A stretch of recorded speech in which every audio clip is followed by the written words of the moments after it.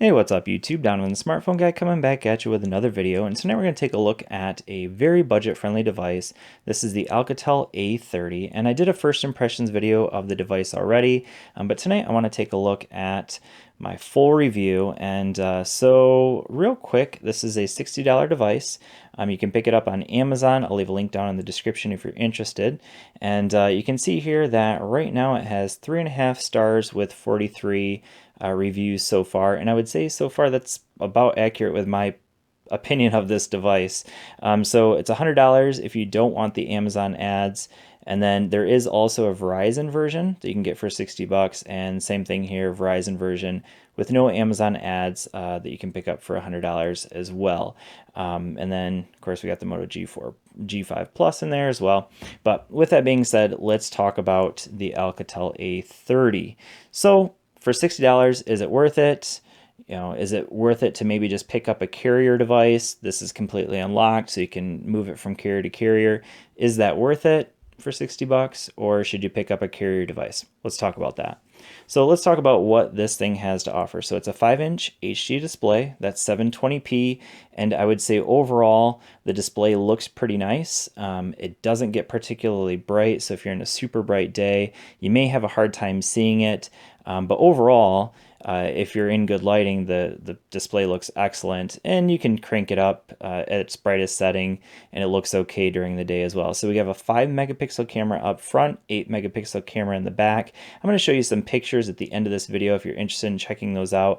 But real quick, I will say that the 5-megapixel camera up front, the selfie shooter, is okay. It's definitely not fantastic, but the 8-megapixel camera on the rear actually took better shots than I was expecting. And I would say it's right on par with another budget-friendly device, the Moto G4 Play, which actually took decent pictures at 8 megapixels. So it says loud and clear sound, so that's talking about the speaker that's right down here. And I would say it does get quite loud, so it's a front-firing speaker, but it's not super clear, so we'll take a listen to that in a little bit. It does have 16 gigs of onboard storage, which is expandable through micro SD, and yes, you can use that micro SD card as adaptable storage, so nice option there. And it says that it's capable of a 32 gig micro SD card. I didn't try anything other than a 32 gig, so I can't really tell you if it is capable of taking 64 or 128 gigabytes, but it does have 2 gigs of onboard RAM. So let's talk about, first of all, the build quality. So this is a very plasticky device. It's definitely a budget-friendly device. There's no doubt about it. So there's really no metal at all. It kind of looks like metal around the outside here, but it's really just polycarbonate plastic running around the outside. It is using a micro USB, so I've been using the device all day, so I had to get it charged before I made this video, so I wanted to make sure that it at least had some juice in it.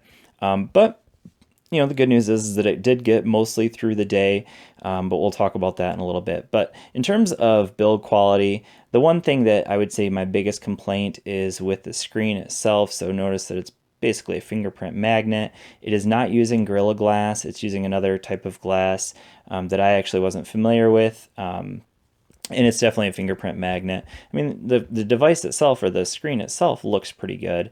But yeah, definitely a fingerprint magnet. And you can see one of those Amazon ads right there. That's all it is. That's all you get. So not a big deal. I'm going to go ahead and log back in here. Okay. So design-wise, it looks like a budget device and feels like a budget device. But overall, I'd say it's nice one-handed use for sure. The back is removable, but you can see that you cannot move the battery out of there. So there's your SIM slot and micro SD slot. That's pretty much everything on the back, except for your 8-megapixel camera and your flash that's there as well. But definitely a one-handed device, easily usable in one hand. Next thing I want to talk about is the performance of this device. So this is using a Snapdragon 210 processor, and so I was kind of expecting the 210 processor to be pretty decent. It's a Snapdragon processor, so I was thinking it would be okay, but in all honesty, it isn't the best performer. So let's go to like Facebook and get off of that, and so it's actually performing fairly decently right now. Okay, so now you can start to see some of the lag. It's not just going from task to task, it will take a little while. Let's jump into something that a lot of people probably use, like Snapchat. So you're probably going to get this for a kid, more than likely. And everything, it works. Snapchat works just fine. You can even use filters and everything, but it's not going to be the fastest device ever. So supposedly if you click on your face, it's supposed to give you filters, but it's getting confused by my phone there, I think. But overall, performance, pretty laggy. Games are playable. So if I go into NBA Jam, you'll see that they're playable, but without a doubt, you will see stuttering from here every now and again. It's not terrible, but it doesn't really distract a whole lot from gameplay, but it's also not the best. It's nowhere in comparison to something like a Mate 9, obviously, but that's a $600 device. So we're talking about 10 times the price. You can kind of hear the speaker there probably. So I played a couple games on here. Let's just try it out, see if we're able to see some lag in there. But for the most part, it's been okay. Let's try it out. By the way, Golden State's actually playing right now. Oh, see, it's not working because I just got knocked down.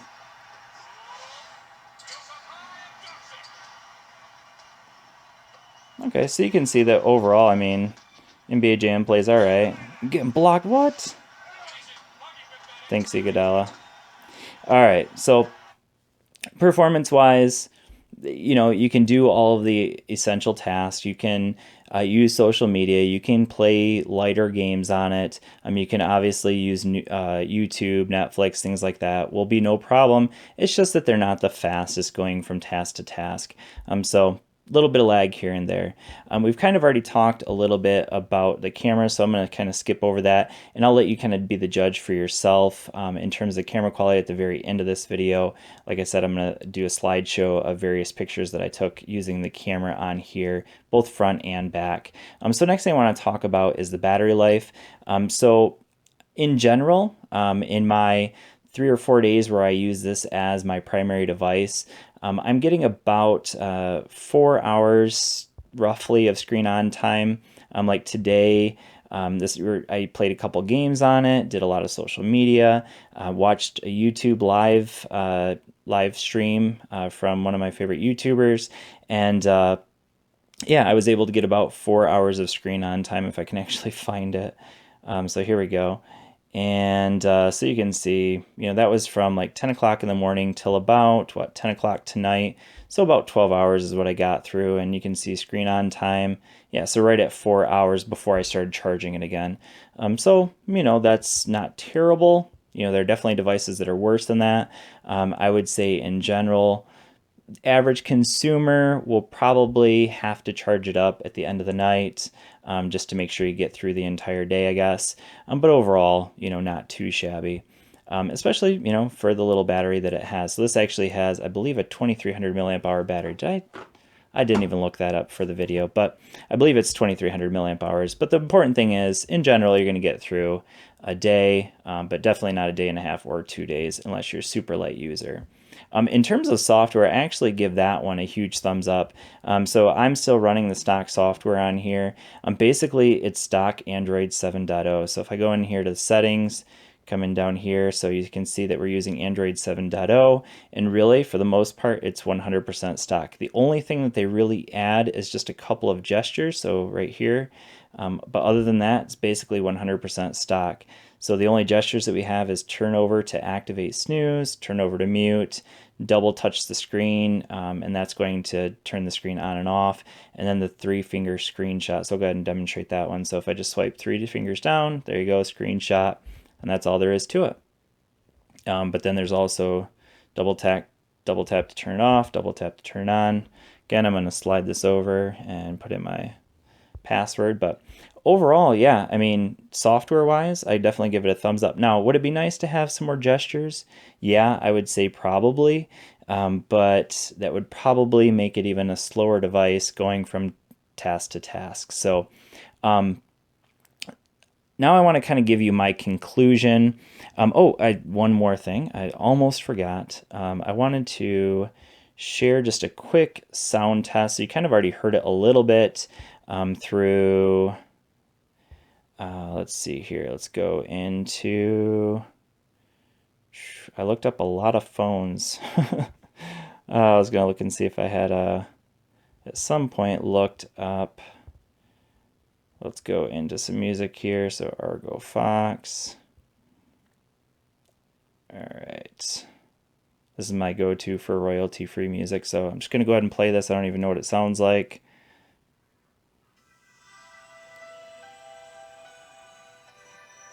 I'm going to skip ahead a little bit in the song.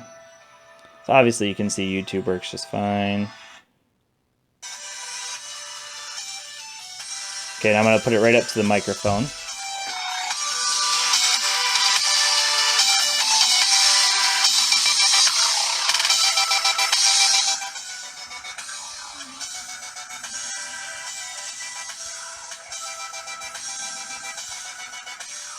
Okay, so overall I'd say the speaker does get relatively loud. It's nice that it's front firing, so it's just this one right here, even though it looks like it could be dual front firing speakers. It's not, it's just the bottom firing speaker. So overall, it does get pretty loud, but it's definitely not the cleanest sound. Definitely a little bit tinny, but overall, you know, it's nice that it's at least front firing and relatively loud. So anyways, if you have any questions, go ahead and leave those down in the comment section. But I want to give you kind of a final conclusion and say, is this phone the best phone you can pick up for $60? And I would say definitely not. Is it a decent phone? Yes. Is it a phone that you want to pick up maybe for a kid who just is getting their first phone? Yeah. Could you use it as a backup phone? Sure. But is this a phone that I would want to use long term? Definitely not. The performance is probably the thing that holds me back the most on this device because of the lag going from app to app and things like that. I would probably recommend a carrier device like maybe the LG Aristo if you're on Metro or T-Mobile, maybe the LG K10, some of the Samsung devices that are more budget friendly like the J3, the Moto G4 Play, some different devices that I would say probably more worth looking at that budget friendly price range. Even some blue phones I would say would definitely be better than picking up this Alcatel A30. Unfortunately, that's my opinion. Mainly because of the performance. If it had a little bit better performance, I could maybe recommend it, but otherwise the performance is what holds me back on this device. So hopefully this has been helpful for you. Thanks for watching, and I will see you all in the next video. Peace.